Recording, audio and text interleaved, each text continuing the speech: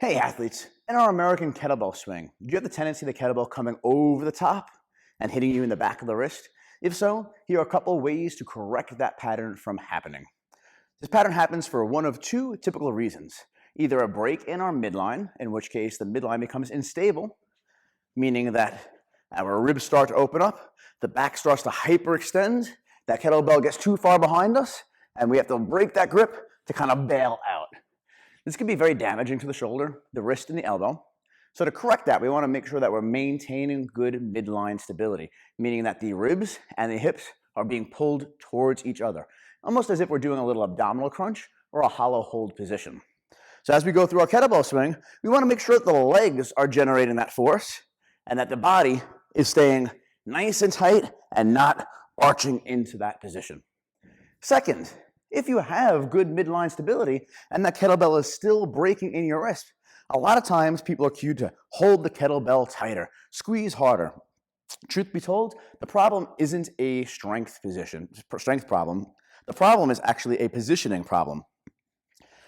Typically, when the kettlebell is held by the handle directly in the center, it allows that kettlebell to drop down to a horizontal position.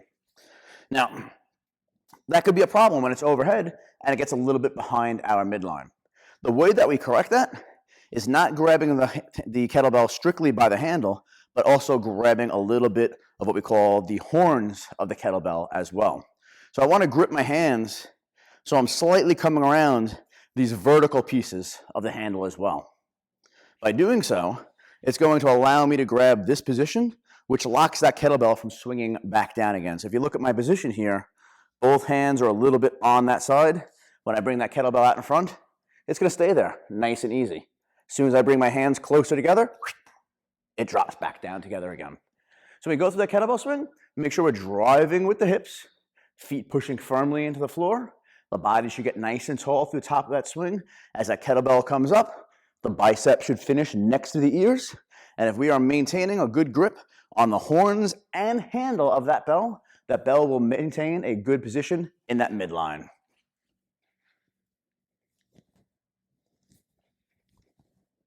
Regardless if you're doing a short swing or a long swing, that kettlebell will stay in a perfect tall position at the top.